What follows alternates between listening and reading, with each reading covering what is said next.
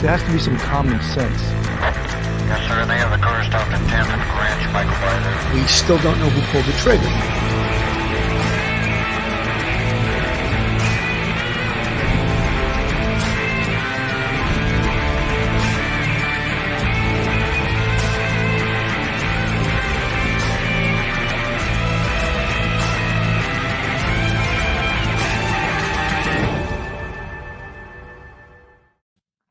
Hello, everyone, and welcome to Police Off the Cuff Real Crime Stories.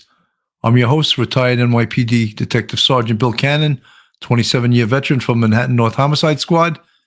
Today, we got some sort of new information on the Rust movie set shooting, which actually, it happened in October. You would think that the district attorney would have already come down with the decision either to seek criminal charges or not to seek criminal charges. However, there is some very new information. They've released a great deal of the recordings, small video recordings, some of the interviews, and just one of the pictures that I see here. I just want you to take a look at it. This is a picture of Alec Baldwin rehearsing a cross draw shortly before Halyna Hutchins was shot. And as you could see, his fingers on the trigger. So if he was rehearsing that way, doesn't it make sense that maybe in live action, he did it the same way? And you could see that his right thumb is back near the hammer. So if he pulled that hammer back and had his finger on the trigger, I think that speaks volumes. And we'll go more into that later on. I just see Phil has just arrived. He was a little bit, I'll put him in the picture in a second.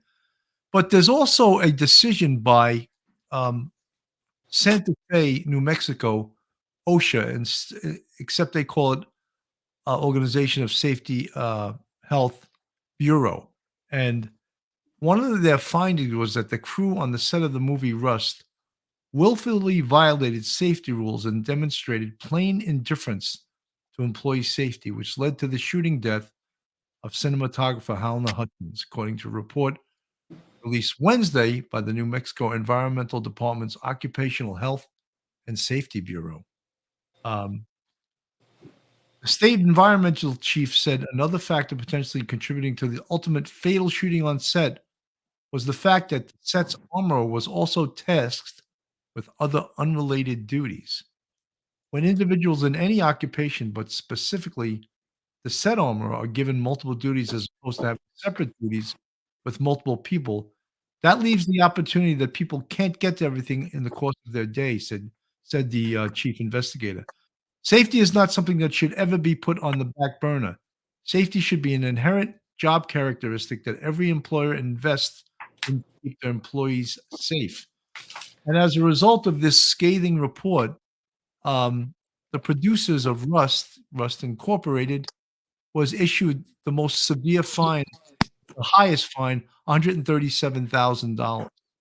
So they were found to be in extreme negligence in regards to safety, specifically gun safety. Phil, welcome. Yeah, I was having a little update issue with my computer. It's just about, I could probably get on with the computer. Give me a second. Yeah, I was watching what you were doing as I was trying to get on, Billy, and the finger on the trigger. I mean, if you practice that enough times, isn't that what you're going to do? It's repetitive motion, so to speak. So yeah, I mean, to say that oh, I didn't pull the trigger, but you're rehearsing with your finger on the trigger.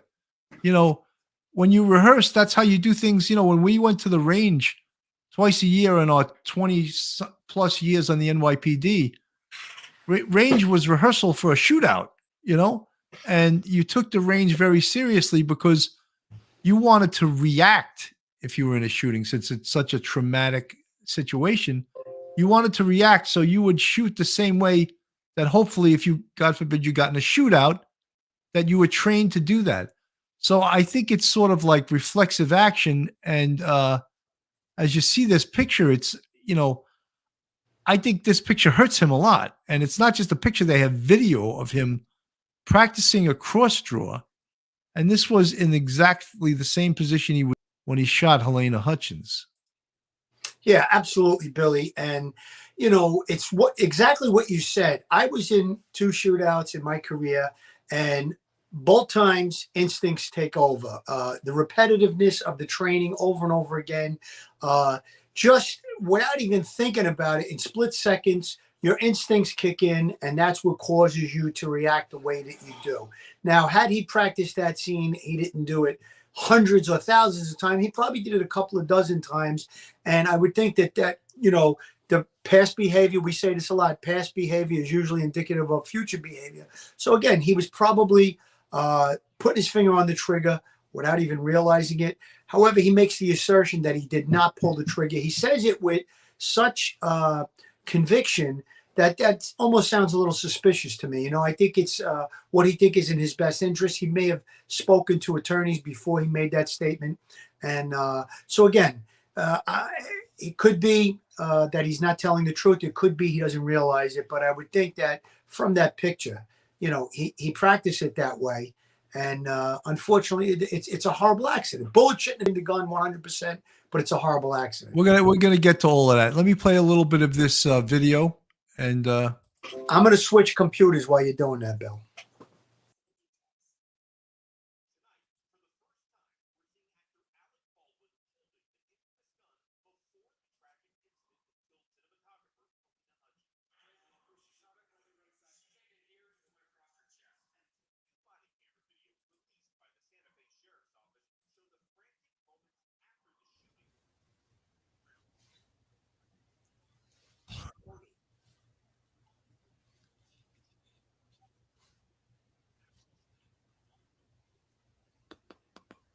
Not hearing the sound. Oh, okay, that's good.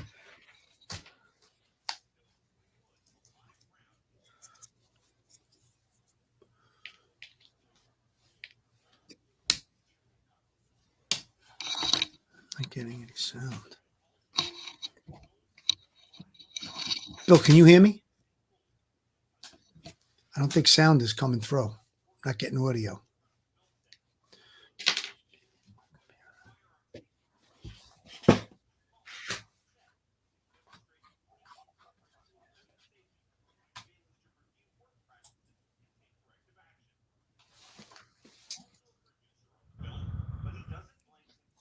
There's no audio on that, Bill.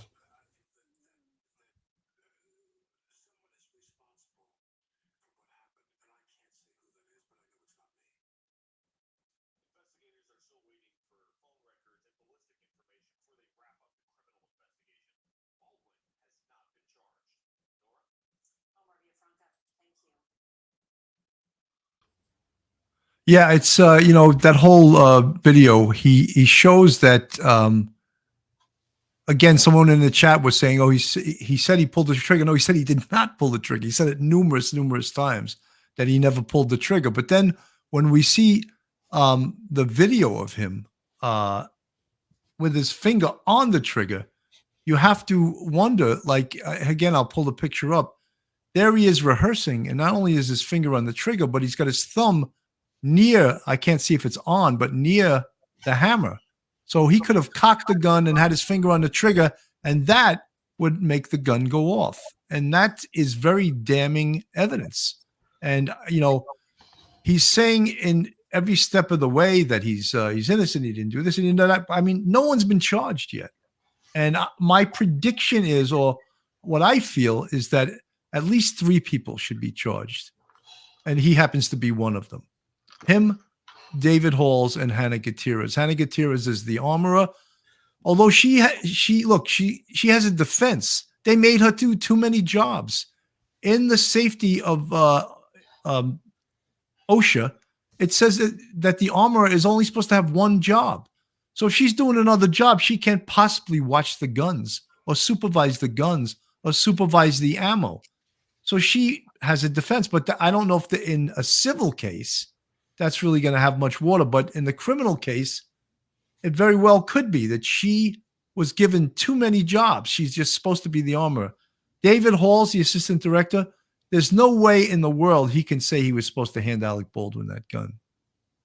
Billy, right off the bat, firearms instructor in the NYPD up at Rodman's Neck Range, teaching you how to shoot. Suppose he said, I'm the domestic violence officer in a local precinct. I can't be here right now. It's unheard of. It's ridiculous. It's ludicrous. She's the armor. She needs to be present anytime a firearm is going to be utilized during filming of a production. Now, that obviously wasn't followed. The protocols weren't followed. We know that already. The OSHA fine was the maximum fine. I call it OSHA. It was called something else, but I'll just use that term because everybody's familiar with OSHA, Occupational Safety and Health Administration. And that's the United States government safety agency that oversees a lot of safety in big companies. Anyway, with regard to New Mexico, that body, they put the biggest penalty that they possibly could, the biggest fine on this production. Now, what does that tell you? If they could have gone higher, maybe they would have. $137,000 fine. They didn't do that because they thought that Alec Baldwin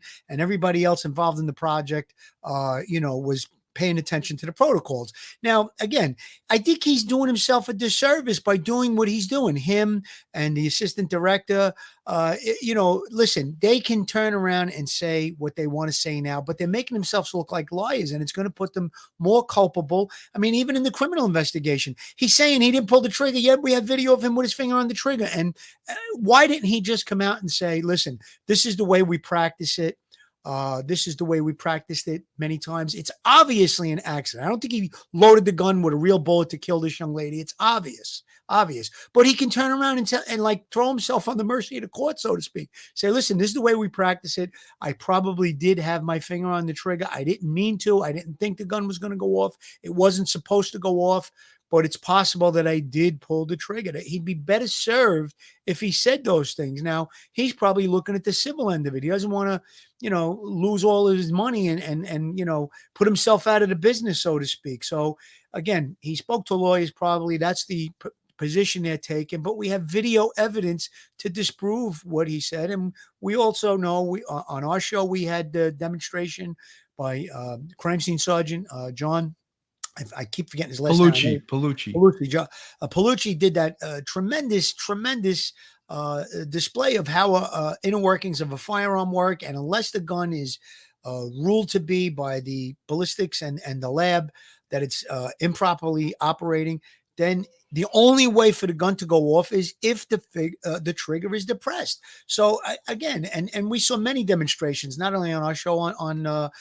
local media as well, the national media. So his whole story is getting holes punched in it a little at a time. He comes off, we talked about that in the past. He comes off as not being sorry for what happened. He's showing no culpability on himself. He's not taking any responsibility at all. And I really think that he's doing himself a disservice.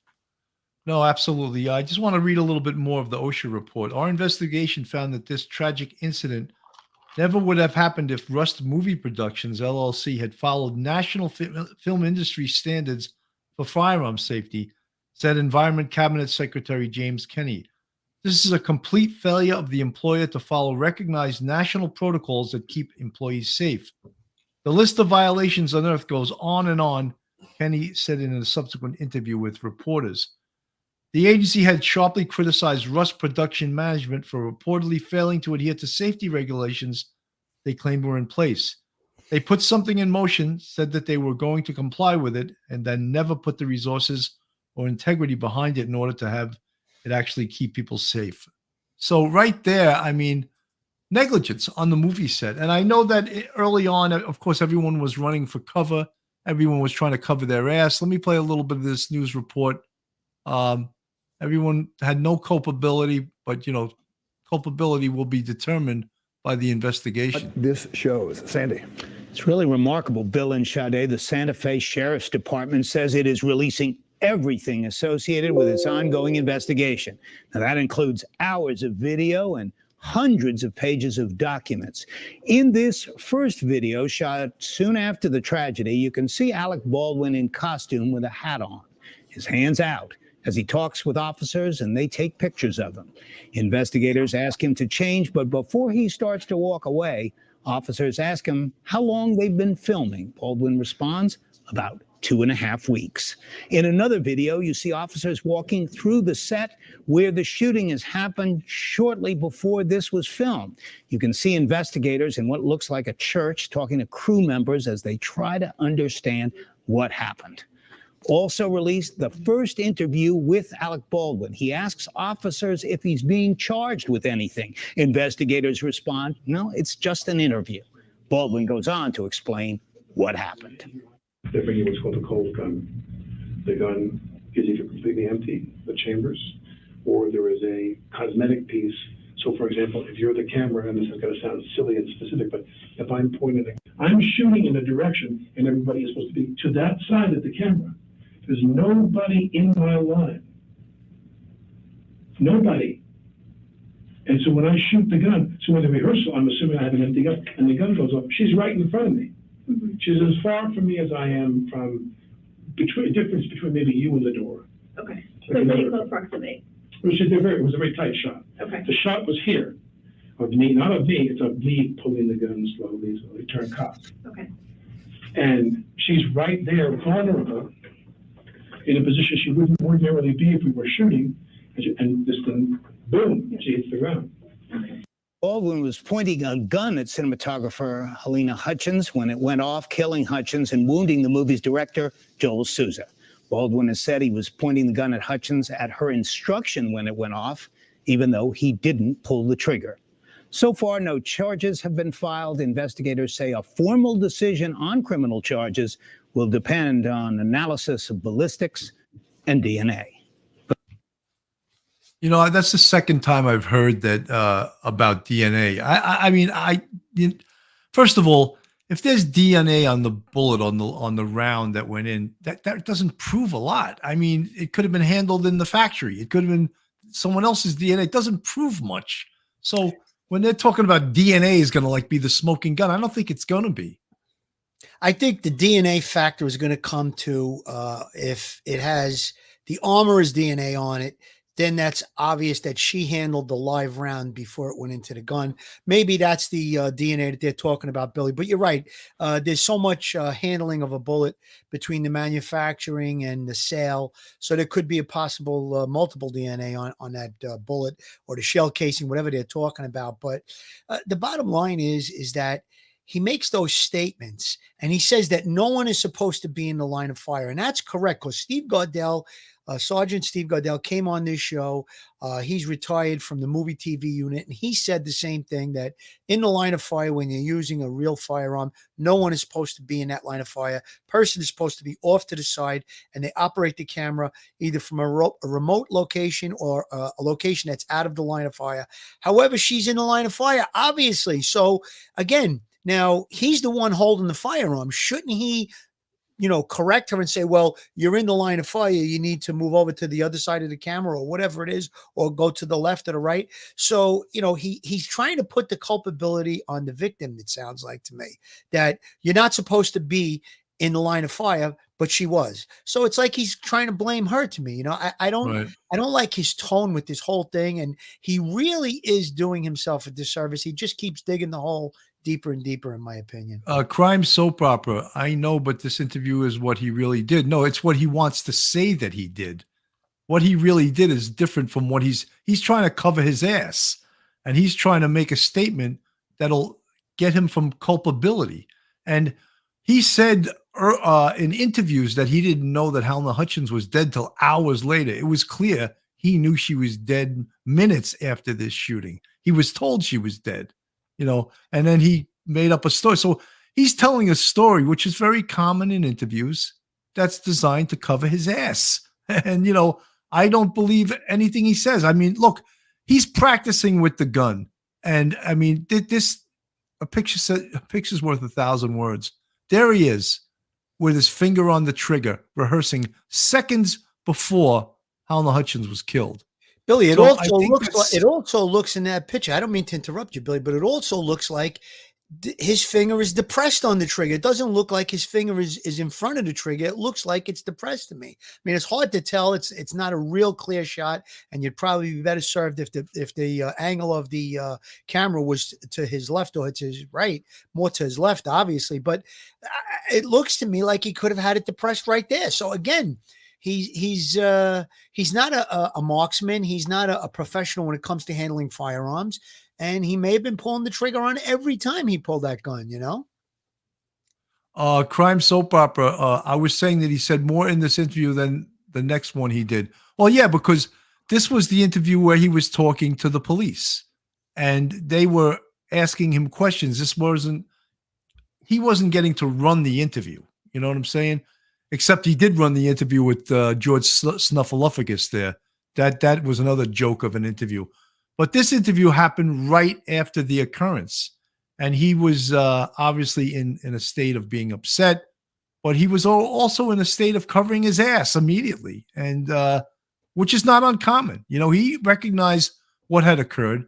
I think he knew that from right away that she was dead. You know, I don't think there was any question about that. You know, I want to play. There was Billy, before you do it, let me make a quick point. I don't mean to interrupt again, but that interview looks like it took place probably. It's not being done on the set of Rust. It sounds like it was done back at a police precinct or some type of an interview room. So it's probably hours later. Now, last night on the news, I heard them say that they were waiting still. They said the criminal investigation is still active. It hasn't been determined if it's going to be charges. However, they're waiting on telephone records to come back and evidence to come back, crime scene evidence to come back from the lab. So again, I would bet dollars to donuts. Now, you saw pictures of him right after the shooting on a telephone. He probably made a call, maybe called his wife or whoever is closest to him. He was upset about what happened. But I'll bet dollars to donuts he made a call to an attorney, and the attorney probably instructed him on what to say and what not to say. I'll almost put my pension on it. That's how certain I am that he had consulted with someone before he made that statement, someone with a legal background. This is a armorer who worked for CNN who happened to be excellent. Our armorer, John Pellucci, was excellent also, but I think because of the TV cameras and the up close nature of that, they could get the picture of the gun. His was a great presentation. You're gonna play a little bit of this. This is one of the big headlines from this interview. Alec Baldwin made the claim that he never pulled the trigger, that what he did was he pulled the hammer back and then released it. Explain to us exactly what happened. Okay, explain to me what he's claiming and how plausible that is. Okay, so not plausible. On a single action revolver, when you pull the hammer back, which is an intentional act, click, click, click, click. Now the hammer is set. When you pull the hammer back and let go, as you can see, I'm not holding this, the hammer doesn't go anywhere. When you press the trigger, which is, I'm going to do it with this finger so you can see what a minute act that is. It takes very little to press the trigger there. So option one, he pressed the trigger, but it was such a minor press that he wasn't aware that he had, ordered that signal from his brain. Or option B, he's holding the gun with the trigger depressed. Now, on this gun, it doesn't matter which order you go in. You can either cock the gun and you can fire it with the trigger, or you can press the trigger and then cock the gun. And if you release it at this point, it falls and the gun fires. That's probably what happened. As he's cross-drawing, his finger is on the trigger, which he may have interpreted as just resting on the trigger, but with a 1 millimeter pull, that would be sufficient. Now he pulls the hammer back and then releases it. He doesn't have to press the trigger again if he's already got pressure on it in order for the gun to fire. And I think that's really a key point in this matter. Excellent demonstration. And to tell you the truth, I think now that's what happened. I think that he didn't even realize he pulled the trigger because his finger was on it and he pulled the hammer back and it automatically allowed the hammer to go forward because his finger was already on the trigger. Okay, let me just expand a little bit on that. If you grab the gun and you have your finger on the trigger and it's depressed, now he pulls the hammer back. As he's pulling the hammer back, the cylinder is going to go into battery. It's going to put the round into position, and then he says that he told Halyna Hutchins, "Can you see that? Can you see that?" He goes, and then I let the hammer go and bang, the gun went off. So it's clear he had his finger on the trigger. I mean, listen, I can't say 1,000,000%. I wasn't in the room. I didn't see it. But based on all of the evidence and that demonstration, that gun is operable and it's not defective in any way, shape, or form. The only way, if what he says is true about pulling it back, meaning the hammer, and then releasing it, the only way it goes off is if he had his finger depressed on the trigger, which is probably what happened. He may or may not have even realized it, but that's the way it looks. And again, we're pointing out the obvious, but the real question is, how did that live round get into that gun? That's really the more important question. Because if it was a blank or it was just a dummy round that doesn't do anything, nothing would happen and she would be alive and well. And it's obvious that someone put that live round in there. I think that's where the negligence is going to come in. Because we know that they were firing shots from that same gun a day or two before, taking target practice. So that's where I think you're going to have the negligence. Alec Baldwin is definitely negligent in the way things were being run. He was an on-site producer. So we went through that many times before. I do think there's going to be criminal charges, Billy. I agree with you. I think that Baldwin, the assistant director, I think the armorer could hold some culpability. And then whoever it was that brought those rounds to that set, that's criminal negligence right there. I'm sorry. If you brought live rounds to a movie set, that's where you're committing criminal negligence right there. We're also getting our first look at some of the body cam video from deputies when they first arrived on scene. How's it going, sir? So my understanding, you were in the room when the lady went.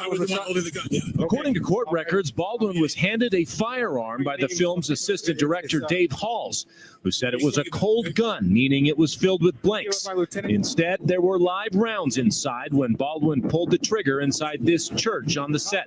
Cinematographer Halyna Hutchins was killed. Rehearsal gun should be empty. Okay. And as I said, for the 2 weeks I've been shooting, it has been empty. We haven't had one problem. And have you physically checked that, or just by? She announces to me that it's clean. Okay. So say cold gun, we rehearse.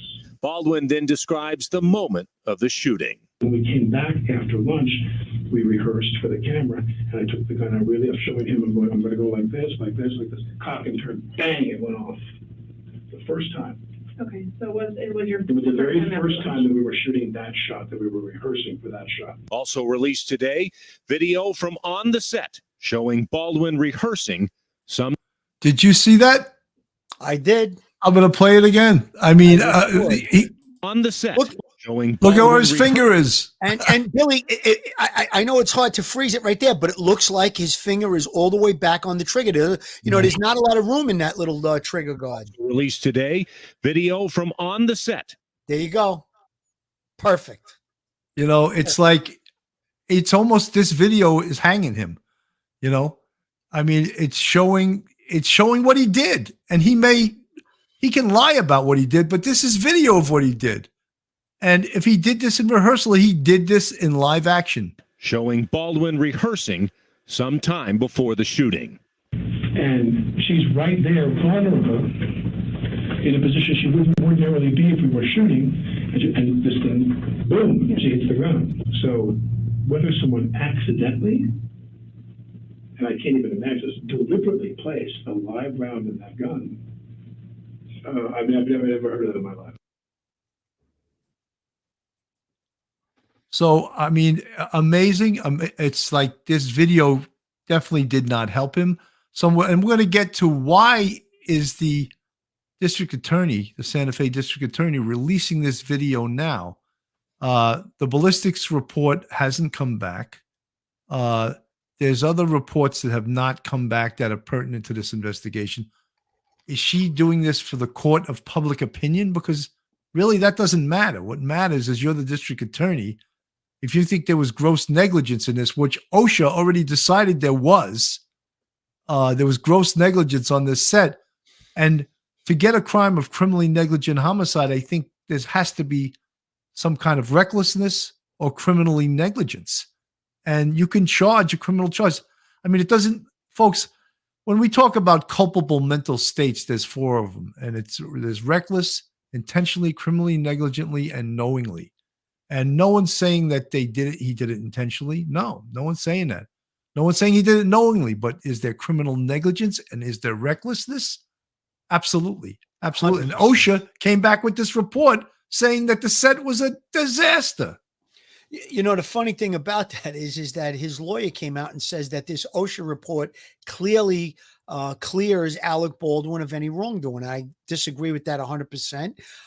Also, in that interview, you see that we just showed the day of the shooting, he's saying that every time we did it before, the gun never went off. We know that there were accidental misfires 1 or 2 times previous to the one where Halyna Hutchins was killed. So again, how could he not be aware of that? If it was somebody else, it's his production. He doesn't know about it. I'm sure he knows about that. So again, he's not telling the truth in that interview. He's coming across, excuse me, he's coming across as being non-truthful.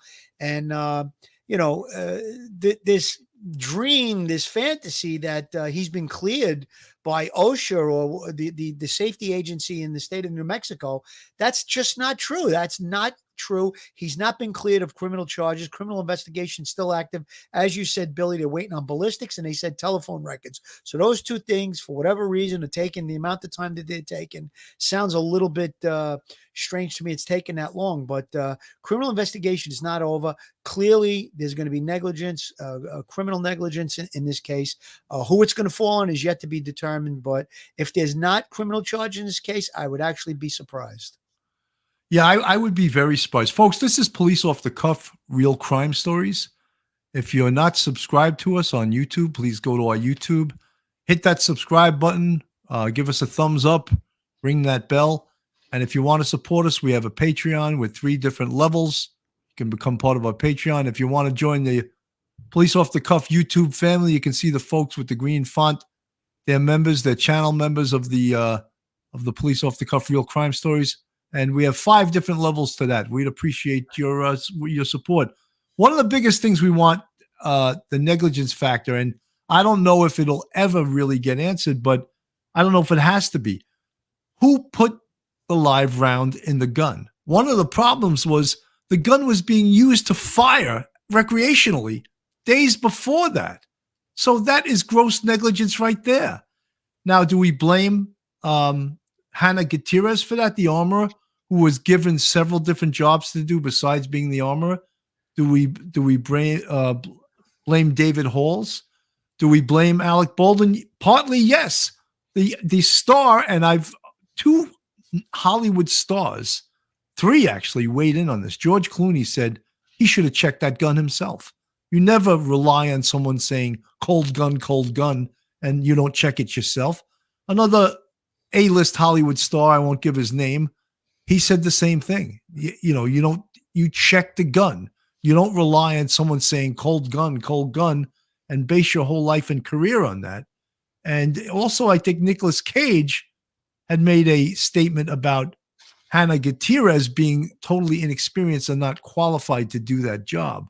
So there's enough negligence on this film set. And, yeah, we're looking for it because what we were waiting to see whether there were going to be criminal charges coming down on this. And we're expecting there to be criminal charges. 100%, Billy. And when you think about the dummy rounds, you want to call them blanks, whatever they are now, there are several different types. There is a round that looks exactly like a real live round. However, it has no gunpowder and it doesn't even have a primer in the back of the bullet. Then there's other ones that's usually used. So if there's a shot from the other side of where the person's pointing the gun that you can see the head of the bullet in the cylinder, that's one type. Then there's another type where it has no gunpowder in it, but it does have the primer, so it will make a sound. It also looks like a live round. And then there's a round that has nothing on the front as far as a projectile, but it's a blank and it has gunpowder in it. Now, again, if you did a physical inspection A visual and a physical, as Bill and I have said many, many times, and that's the protocol, that even though they're saying cold gun, the person being handed the gun that's going to have it in their possession is supposed to open up the chamber, look at the round, and if it's a blank round, is a BB inside it, you shake it and you hear that BB and you know that it cannot be a live round. Alec Baldwin failed to do that. Joel Souza, the assistant director, failed to do that. Everybody involved, including the armorer who wasn't even present, they all are negligent in that respect. We have other A-list actors, as you just stated, Billy, saying that he should have checked. Or you can have the armorer show you, take the bullet out, shake it, and show you visually. You're looking at it with your own eyes. You're hearing the sound of the BB inside the round. And then you're going to know this, nothing like this could happen. And then, as Steve Gardella told us, in the New York City film production area, they don't allow a gun that can fire a projectile. There's a piece of steel inside the barrel. So, again, recklessness all around on this particular incident. And there's going to be criminal charges. Lynn Mesa, would there be blood spatter on Baldwin? If so, there goes a stupid narrative. Lynn, no, there would not be. You know why? Because the bullet exited her. There would be blood spatter behind her, not in front of her. And Joel Souza may very well have had blood spatter on him because the bullet exited her body and entered his shoulder. So, yeah, good question, though. The blood spatter. That is a good question. Yeah, very good question. The blood spatter would be behind her since the round entered and exited. Let me play a little bit of this. This is one of the George Snuffleupagus interview here. Was loved by everyone who worked with and liked by everyone who worked with and admired.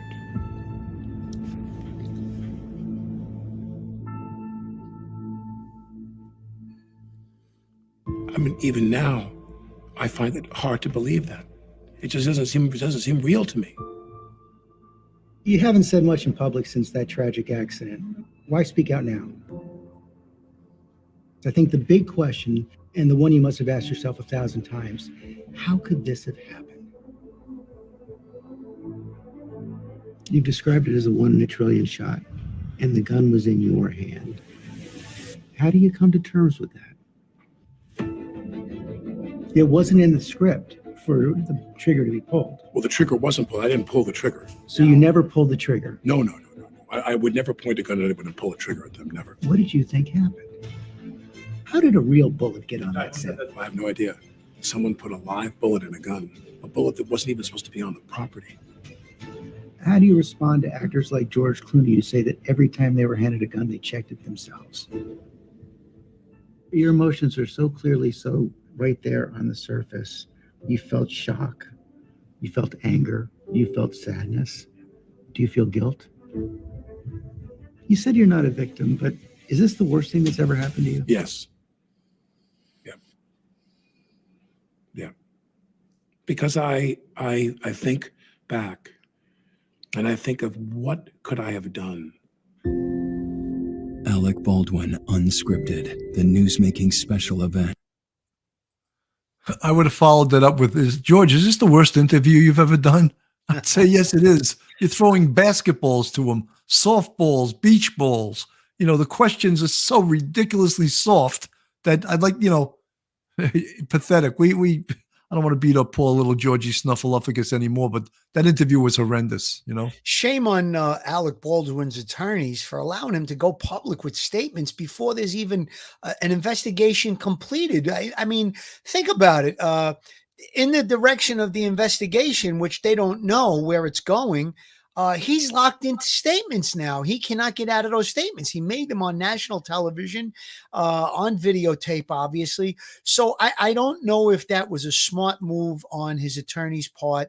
It may have been they disagree with it and he insisted. I don't know, but definitely not a smart move on his part.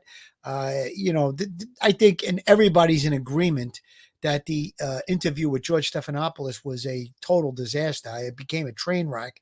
Like you said, there really wasn't a lot of hard questions, a lot of drawdown questions, and his demeanor comes off as showing no remorse at all, no guilt at all.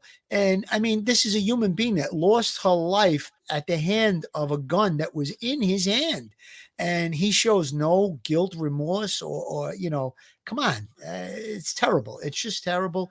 And I think that this recent video that we saw with his finger in the rehearsals, his finger depressed on the trigger, that's really going to say a lot in this case. And that's really hard.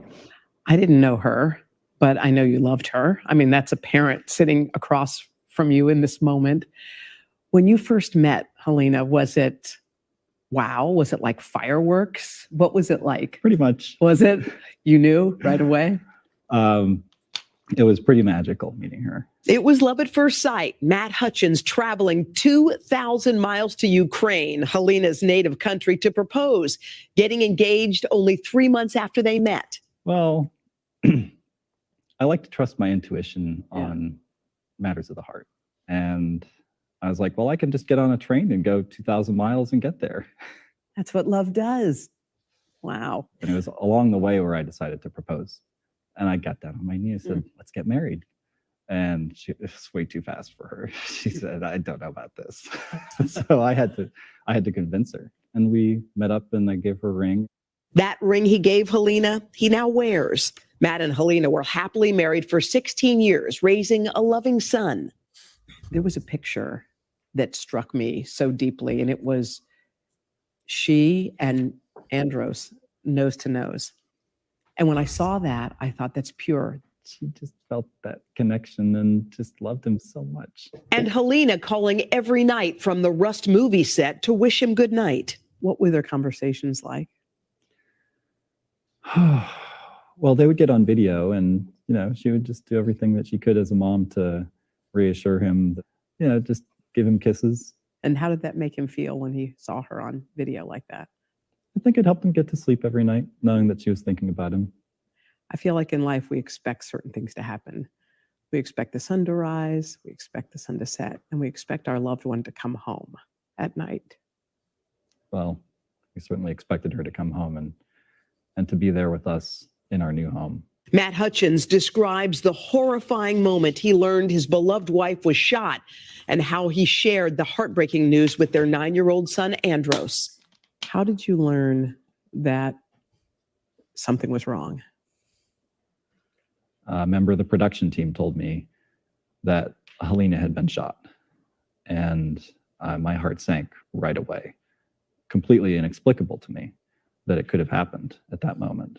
And the first thing I thought, I sat down and I said, I have to get my son because I had to be with him. I rushed home and on the way decided that we had to go to Santa Fe. And when I got to the doctor and spoke with him and he detailed exactly what had happened and that she didn't survive, I mean, I was heartbroken. And I knew that I had to tell my son right away when I saw him. It just had to be very direct and blunt because going to pick him up and go to the airport to go to Santa Fe, I didn't want him to think that we were going to be seeing her and having fun together and getting his hopes up. I told him, sitting together, that his mother had been shot and died. And of course, he didn't believe it right away. He didn't want to believe it. What did he say? Well, I think that kind of news you just have to say multiple times so that it can be believed. Yeah. And so he believed it, and we cried together then. Every holiday, Christmas, New Year's, our anniversary, my birthday, Valentine's Day. I mean, every holiday is difficult without her. And for me and Andros. Alec Baldwin called you afterwards, and it was an embrace and a meal. Tell me what that was like. Well, I feel like to understand that moment, you have to remember the shock we were in. And I spoke with Mr. Baldwin and was just looking for a way through the storm. Did he seem distraught during that time? There were a lot of emotions for sure on both sides. Hutchins, who's filed a civil suit against Baldwin and other producers and crew members on the film, now expressing outrage with Baldwin's recent interview, where he says the actor shifted blame over the death of his wife, Halyna. I feel that someone is responsible for what happened, and I can't say who that is, but I know it's not me. But watching him, I just felt so angry. Just so angry to see him talk about her death so publicly in such a detailed way, and then to not accept any responsibility after having just described killing her. He said, I think that's the part of the interview to me that is the most infuriating, that he doesn't accept any personal responsibility. The gun was in his hand. The gun went off, whether he pulled the trigger or it was due to his negligence. And of course, there's a lot of negligence to go around. Who put the damn live round in the gun? Who said cold gun? Who didn't check the gun? What were live rounds doing on the set? Why was there such lax safety precautions in the handling of firearms? There's enough blame to go around. As OSHA, Santa Fe OSHA said, yeah, this film set was a disaster. And that's why they gave them the biggest fine allowable by law, $137,000 fine. Billy, Andy the Gabby Cabby's in the chat, and he's made some real good comments, but I'm going to read one. If I killed someone with a gun, I could never forgive myself. I'd be a wreck. I'm only human. What do you all say? This is ridiculous. Now, I made a similar statement early on that if, God forbid, someone cut the brake lines on my car and I pulled out of the driveway and I ran someone over and killed him, I'd feel terrible. Of course you're going to feel guilt. Now, he's just coming off as really, really cold and callous. Now, I think one of three things happened. Either when the blanks or whatever cartridges that they were using were produced that are live round, either accidentally or intentionally got mixed in. Number two was that somehow or another they were firing rounds and they were using the gun days before taking target practice, and they had the real rounds and they accidentally got mixed in with the prop rounds. And then the third one, and I think that this is really, really terrible if it's true, that someone intentionally placed a live round into that gun to cause havoc on the scene. Obviously, there were people that were quitting left and right. They were unhappy with the production that was going on. 6 people resigned in the days prior to. I think the day of, there was emails sent where people were complaining about different things. So if it's that last one that someone intentionally placed around, that is just so beyond belief that someone can do something like that. Such a reckless disregard for life. I just hope that they can find out who it was that mixed up the round, placed the round, or whatever. I hope they can determine that. Phil, I think that, Phil, that gets all muddied. That's so muddied because they were using this gun to shoot, playing with it. So, I mean, how are you going to prove that someone, when there was over 500 spent shells and live rounds on that set? How are you going to prove that? I mean, it's almost nearly impossible to prove.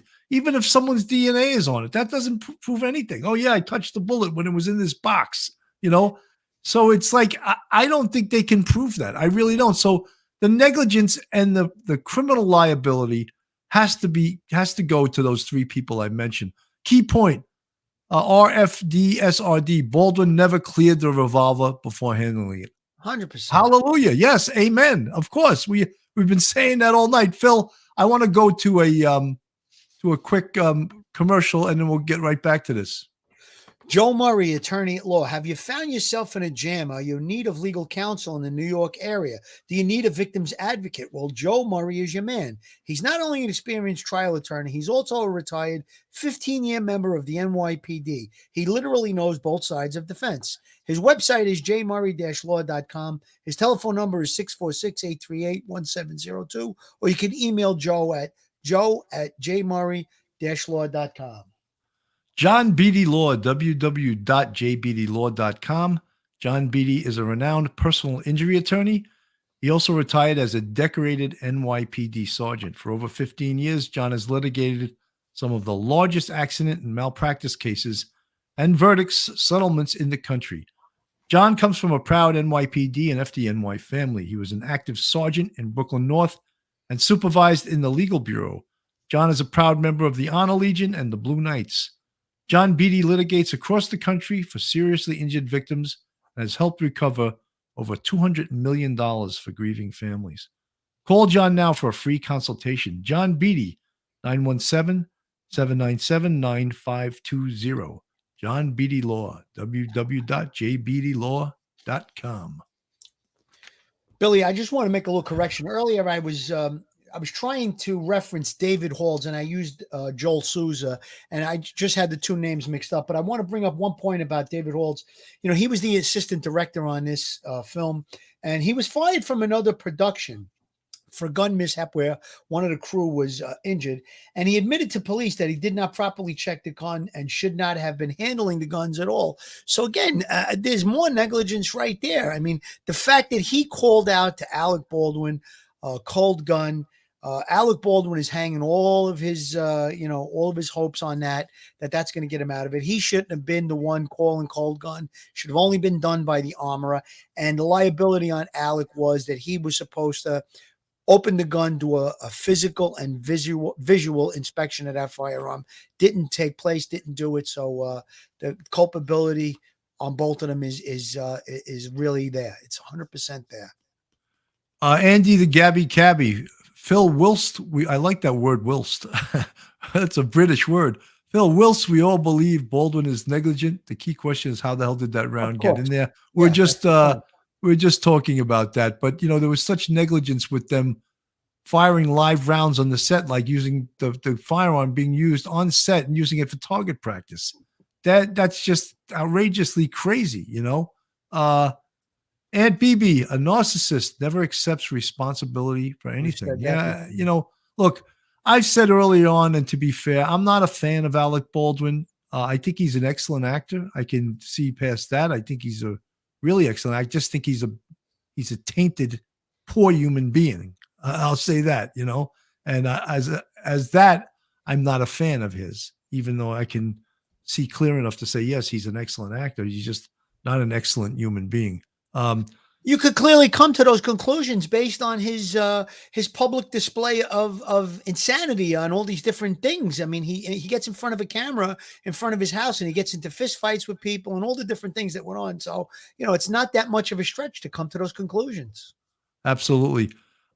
Tonight, the Night Owl. So all actors who handle guns in scenes get a gun safety course. Yes. They all know what to check for. Yes. And they're supposed to. And if they didn't give the gun safety course, they are negligent. And we've discussed that. We've covered this case numerous times. And what makes us crazy is the fact, and Phil just said it before, and it's ingrained into our brains from the time we become cops, is that when we go to the range, before you holster your firearm, they'll say to you ad nauseum, do a visual and physical inspection of your firearm to make sure that it's safe. Because no one walks around the outdoor range in Rodman's Neck with a loaded gun. You're not allowed to do that. They give you the ammo later on, and at some point you load up for the street, and everything's done methodically. And just imagine a police department with 35,000 officers that go to the range twice a year. I don't even know how many times that is. I'm not good at math in that way. And they've never had someone get hurt. They've gotten hurt when a bullet ricochets off the stanchion and hits somebody, but they've never had anyone shoot anyone. And that's pretty amazing when thousands and thousands and thousands of people go through that range. And it's definitely a kudo to them of the safety procedures that they go through to make that possible. Listen, they train hundreds every day up at that range. And the first thing that they do when you walk through the doors, they draw and present your firearm and they unload it. They don't want anybody walking around with a loaded firearm. The only time that firearm is to be loaded is when you're on the range and you're going to fire the gun. And then, like you said, when you're done, do a physical, visual inspection, make sure it's not loaded. And then right before you're going to leave, just before you're going to leave, you go into a room, you load your firearm, and then you're on your way. So safety is number one when it comes to firearms training. It's paramount. It's the most important thing when you handle a firearm is to be safe. They always tell you, always, you point your gun in a safe direction when it's loaded. And when it's not loaded, same thing. You always point it in the safe direction because you may be mistaken that it's not loaded, just in case. So that's really, really how they train us. And listen, the protocols were there. They just weren't followed in this case. Andy the Gabby Cabby, who handed the gun to Baldwin? It was David Halls, the assistant director. It wasn't Reed. I have always understood it was the AD. The British press today claimed it was Reed. No, it was not Reed. It was David Halls. David Halls who handed it to him. Who and admittedly, he admitted he handed it to him, and he admitted that he said cold gun. But did he ever? And it wasn't his role to do that. He also wasn't the armorer. He didn't properly check it either, that he just picked it up as a cold gun and called out cold gun. And he admits that. So in previous interviews. So again, why was he handling that firearm? Why? Where was the armorer? Even though she was inexperienced, where was she? She was the one that was supposed to hand him the gun and call out whether it was a cold gun or not. Milwaukee civilian, my apologies to those who said hello tonight. Something is wrong with the way my computer interacts with YouTube. My comments are only working through the phone. Well, Milwaukee civilian, good to have you here. Big supporter of the show. Thank you. I had some technical issues myself tonight, so I apologize too. What's the best place to get YouTube help? A 13-year-old kid. Pull one off the street. They're geniuses at it. Whenever I have a problem with the computer, I grab one of my sons. They're not around now, so I've learned a lot through just talking to them, Ain't that the truth, though, about the young generation today? They are just so computer fluid. It's amazing. And obviously with the computers, the cell phones, YouTube, they're right on top of it. That's right, for sure. 672E Galaxy, thank you for the $20 super chat. Hey, guys, just checking in. Liam is doing great. I love your Sunday morning coming down cover. Thank you so much. Bordeaux was a year ago already. Joe Murray just mentioned that why don't we grab a hold of Joe Lisi and do another night at the Bordeaux? And say hello to Liam first. Liam was a fan of the show who just went on the NYPD, graduated the police academy. We wish him the very best. God bless, Godspeed. God bless. What's that? Walk with God, vaya con Dios. Walk with God, right? And absolutely, through his whole 20 or 25 or 30-year career. Thank you so much for contributing. Yeah, I want to do another a Bordeaux night, guys, but I not that I've publicized, but I have to have surgery on May 11th, and it's elective. I'm having my right hip replaced. I have bad arthritis in my family. 3 years ago, I had my left hip replaced. Now I'm having my right hip. Let's hope that's the end of new body parts for me. But we're going to have a new nickname for you, Swivel Hips. Yeah, Swivel Hip, whatever. I just hope that right now I've been limping, and I always wait too long to have it done. So I was limping a little bit, but I don't know how fast I'm going to get back to doing this. I hope real quick, maybe a couple of days I'll be laid up. And what the rehab they want you to do for that is just to walk. As soon as you are able, right out of surgery, they get you up and they have you walk. And you're a little like a brand new Impala, You're a little too nod from the you walk in there, yeah. And I walk with the cane and everything, but I've been through it once before, so we'll see what happens. Billy. You're going to do fine, I'm sure. Yeah, no, I'm going to do fine. Just I'm not looking forward to the rehab. It's we'll get Andy the Gabby Cabby says build a bionic cop. I wish so. Remember the $6 million man? I wish I was like that. Yeah, but we'll get everybody praying for you too, Billy. Well, I appreciate that, but it's and by the way, this Friday I'm going back to Florida for a few days. Isla Morada, I'm going to go fishing again. Nice. I'll send you guys some good pictures, maybe a couple of good videos. Lieutenant Pete Pranzo, Bill, NYPD tough. Thank you, Lieutenant Pete, coming from you. That's a big compliment. RFDSRD, don't mix up terminology. Bullet is the projectile. Cartridge is the round. Bullet, case, powder, primer. I love all that, because I actually used to teach criminal justice, but guys Phil and I were just discussing this earlier. Guys that are ballistics experts, they're scientists. They really are. And they're a little bit nerdy. A lot nerdy, right? A lot nerdy.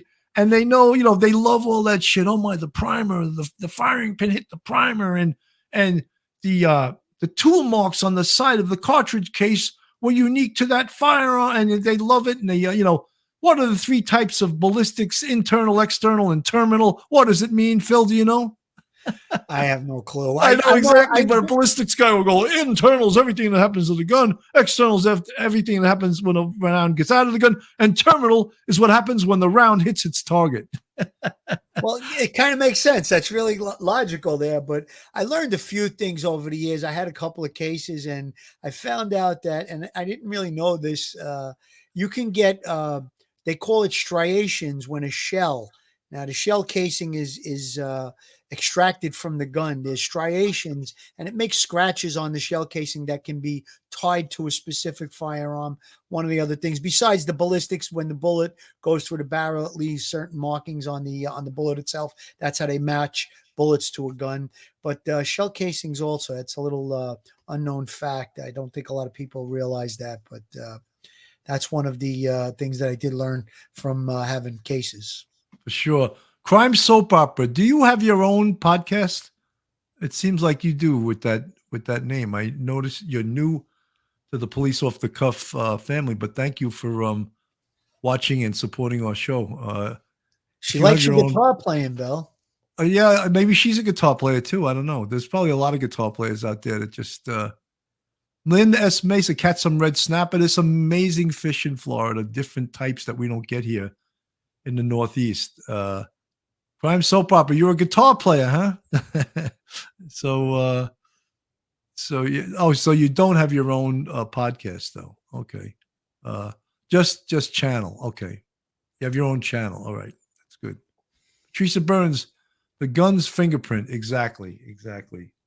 The tool marks, it's called, right? The striations are from the shell casings. That's from when the shell is expelled from the firearm, ejected from the firearm, and the tool markings is what the projectile is made out of lead in most cases. Sometimes there's a copper jacket on the bullet, but those are soft. They're hard, but they aren't as hard as they seem, and they make marks. The barrel itself, because the actual lead projectile is bigger than the barrel, so when it's forced through, it actually leaves the fingerprint of the barrel on the bullet, on the projectile. So a little bit of science there. I'm getting a little nerdy, Billy. I don't know what this is. Well, also, and the other guys that are real scientists are crime scene guys, of course. Oh, yeah. Because they have to know all the scientific stuff. Even we had John Palucci on. He loves to explain stuff and loves to teach.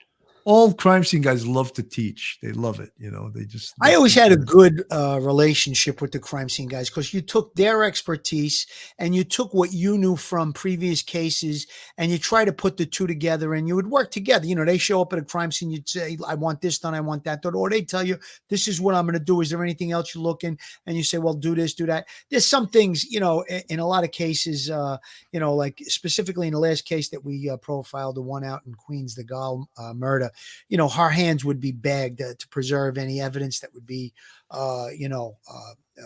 attainable from her hands, since she struggled. So things like that, you would never, those are just automatics, what I mean? Crime scene would automatically do that. But in other different cases, maybe you come up with a different, I want this area looked at, or maybe there's some kind of evidence, trace evidence here or there. So, you put their expertise and your own expertise together, and that's how you come up with recovering good evidence in any crime scene.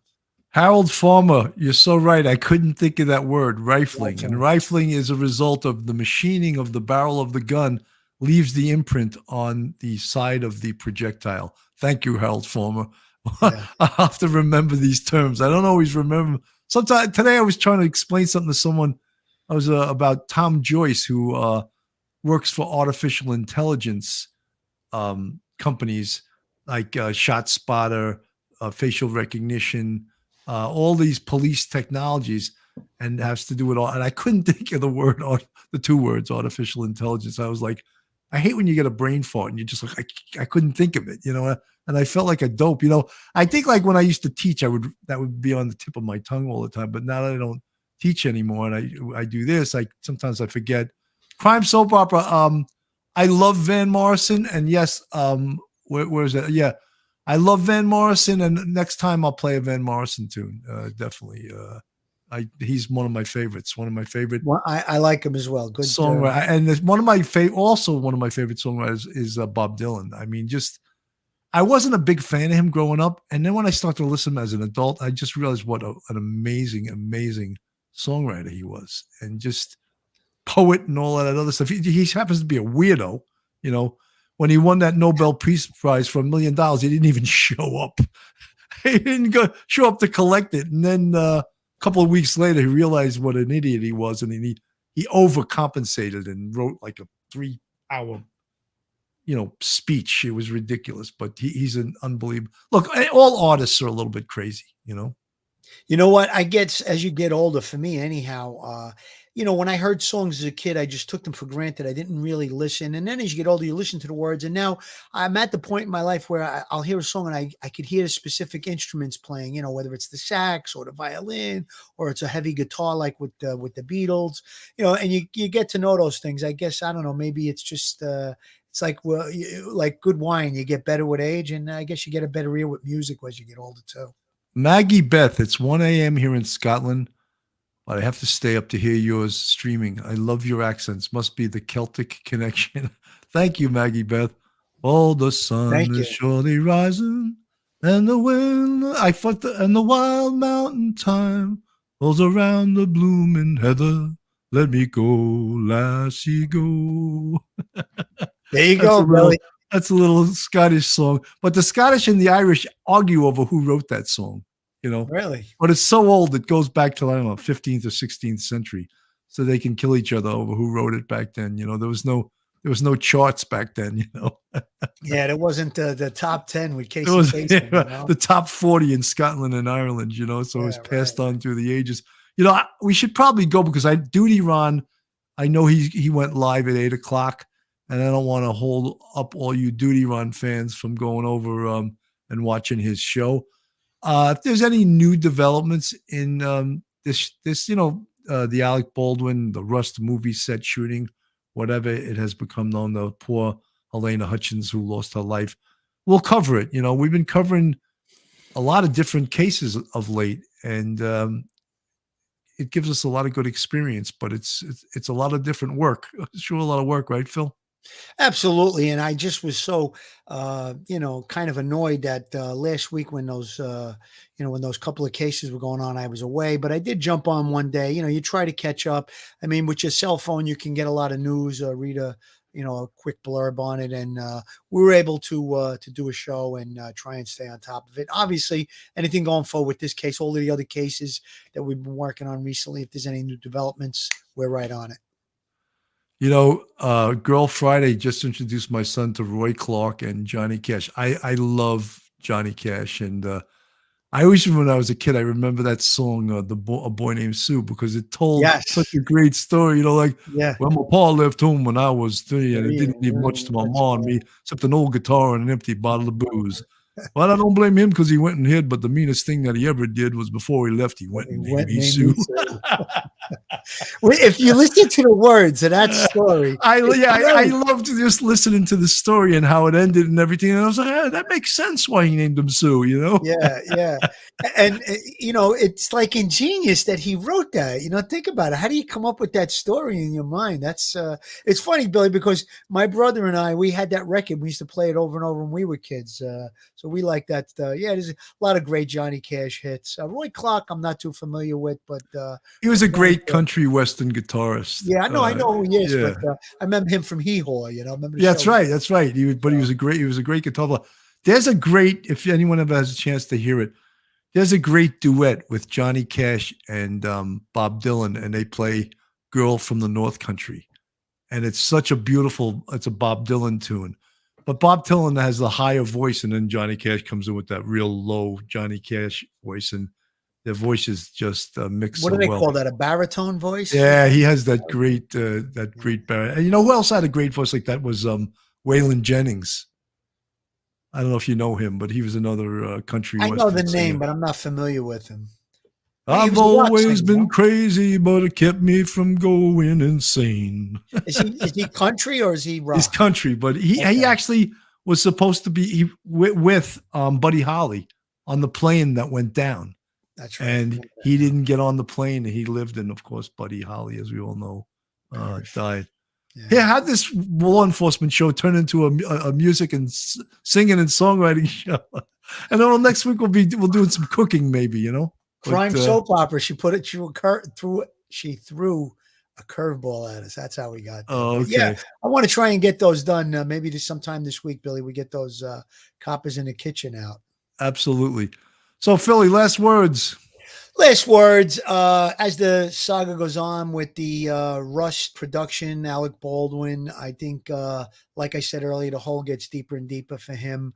I'm not going to be real surprised if there's criminal charges. I'll be very surprised if there isn't.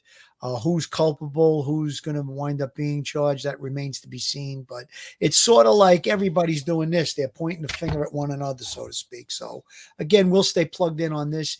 Any of the other cases we've done over the last few weeks, which they were horrible, the Naomi Irion case, the Cassie Carley case, the Gal case out in Queens. There was the subway shooting. We were right on top of those. We did a bunch of shows. So any developments, we're going to jump right on them. And that's about it, Billy. Well, guys, thank you so much for listening tonight. Go tune in right now to Duty Ron. He's live as we speak. And hopefully, guys, we'll see you soon. Have a safe night. Stay safe, everyone. One episode just ain't enough.